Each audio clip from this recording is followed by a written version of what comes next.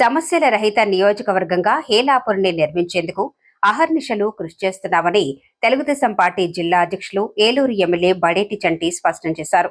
అందుకు అవసరమైన అవగాహనను ప్రజల్లో కల్పిస్తూనే ఎంతో బాధ్యతాయుతంగా ముందుకెళ్తున్నామని ఆయన వెల్లడించారు. ఏలూరు అసెంబ్లీ నియోజకవర్గంలో ప్రతి శుక్రవారం ప్రజా దర్బార్ కార్యక్రమం స్ఫూర్తివంతంగా కొనసాగుతోందని పేర్కొన్నారు. 4,60,000.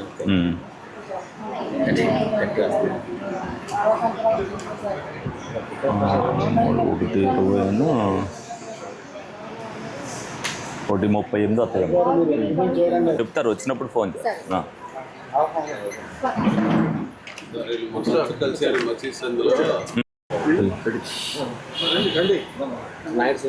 సార్ ఇవి ఎలాగొచ్చి సార్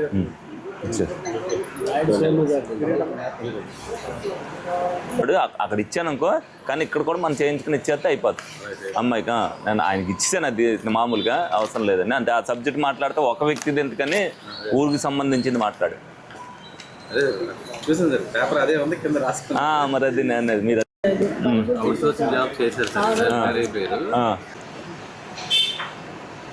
ఇది కావాలంటే ఇక్కడ తీసుకురావడానికి మీరు కొనిచ్చేదానికి కాబోయే కార్పొరేషన్లో చెప్పుకోవాలి. టికెట్ ఇచ్చారేంటి? అడిగి టికెట్ ఇచ్చేస్తాయండి. అదే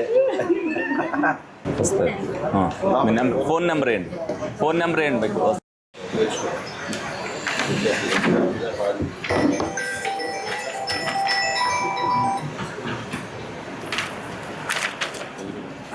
ఫోన్ చేస్తారు, నీకు నెంబర్ ఉంది కదా. ముందు వచ్చే నెలలో ముందు మామూలు వీడియో పెన్షన్లే రిలీజ్ చేస్తున్నారండి. విధంగా ప్రతి శుక్రవారం కూడా ఏదైతే ప్రజా దర్బార్ నిర్వహిస్తున్నారో అందులో భాగంగానే మరి ఏలూరు నియోజకవర్గంలో కూడా ఈ శుక్రవారం కూడా మరి నిర్వహించడం జరిగింది. అదేవిధంగా రోజువారీ కూడా ఏదైతే గ్రీవెన్స్ అనేది ఎవరున్నా సరే ఆఫీస్లో ఎవరు వచ్చినా సరే వాళ్ళకి అవగాహన కల్పించే దిశగా మరి ప్రజా దర్బార్ అనేది నిర్విరామంగా కొనసాగుతుంది.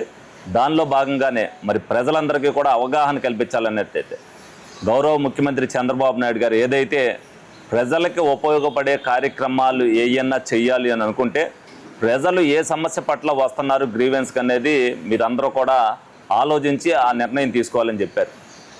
వాళ్ళు వచ్చే వాళ్ళకు ఫైనాన్షియల్గా కొన్ని ఇబ్బందులు ఉంటాయి, నాన్ ఫైనాన్షియల్ ఉంటాయి. వాళ్ళకి సంబంధించి కొంతమందికి సర్టిఫికెట్లు పెట్టుకోవాలనేది కూడా డిజేబుల్డ్ పర్సన్స్ ఎవరైతే ఉన్నారో వాళ్ళకి తెలియని పరిస్థితిలో కూడా ఉంటుంది. ఎప్పుడు స్లాట్ ఓపెన్ అవుద్దని కూడా తెలియని వాళ్ళకు కూడా అవగాహన కల్పించడం వల్ల వాళ్ళు కూడా పెట్టుకుని వాళ్ళ అనేక మంది పెన్షన్కి అర్హత పొందున్నారు. రేపు కొత్త పెన్షన్లు వచ్చేటప్పుడు వాళ్ళకు కూడా రావటం జరుగుద్ది. అదేవిధంగా చాలామందికి అసలు ఆరోగ్యపరంగా ఇబ్బంది వస్తే ప్రైవేట్ హాస్పిటల్లో చేసుకుంటే మరి సీఎంఆర్ఎఫ్ నుంచి డబ్బులు వస్తాయని కూడా వాళ్ళకి తెలియని సందర్భాల్లో వాళ్ళు వచ్చి ప్రతి ఒక్కరు కూడా ఏలూరు నియోజకవర్గంలో సీఎంఆర్ఎఫ్ పెట్టుకోవచ్చు అనేది ప్రతి ఒక్కరికి తెలిసిందంటే దానికి కారణం ప్రజా దర్బార్ వల్ల అనేది మరి ప్రజలందరూ కూడా తెలుసుకోవాల్సిన అవసరం ఎంతైనా ఉంది.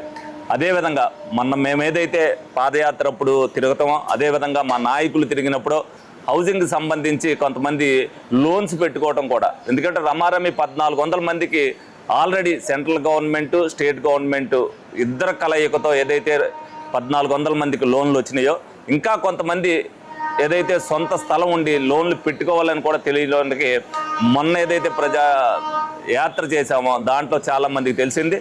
దాంట్లో కూడా 2 ఏళ్ళు కంప్లీట్ అయిన సందర్భంగా ప్రజల అవగాహన తెలుసుకోవాల్సిన ఆవశ్యకత ఎంతైనా ఉంది. మీడియా ద్వారా కానీ అదేవిధంగా పేపర్లో కానీ ప్రతి ఒక్కటి కూడా అన్నీ కూడా మరి సోషల్ మీడియా ద్వారా అన్నీ కూడా తెలియపరుస్తున్నాం. ప్రతి ఒక్కరు కూడా ఒక్కసారి ఏదైతే గ్రీవెన్స్కి వచ్చి మాకు ఇది కావాలి, మాకు ఇది అవుతుందా లేదా అనేది కనుక్కుంటే వాళ్ళకు కూడా అవగాహన వస్తుంది. ప్రభుత్వ పరంగా ఏం చేయగలం, ప్రభుత్వం కాకుండా ఏదైతే చేయగలం అనేది, అదే స్కూల్స్ విషయంలో అవ్వచ్చు, ఫీజు కన్సెషన్ విషయంలో అవ్వచ్చు. అదేవిధంగా కొంతమందికి ఏదైతే ఆర్థికంగా వెసులుబాటు ఇవ్వడానికి కొంతమంది దాతలు ఎవరైతే ఉన్నారో వాళ్ళ ద్వారా సాయం చేసే విధంగా, అదేవిధంగా మొన్న ఏదైతే తల్లికి వందనం సంబంధించి కొంతమంది ఏదైతే గ్రీవెన్స్కి వచ్చి వాళ్ళకి ఆధార్ సీడింగ్లో ఏదైతే వాళ్ళకి 12 ఎకరాల దాకా పట్టిందన్నారు దాన్ని కూడా మరి బాధ్యతాయుతంగా తీసుకెళ్ళి మరి అది రెవెన్యూ మినిస్టర్ గారికి కూడా ఇవ్వడం జరిగింది.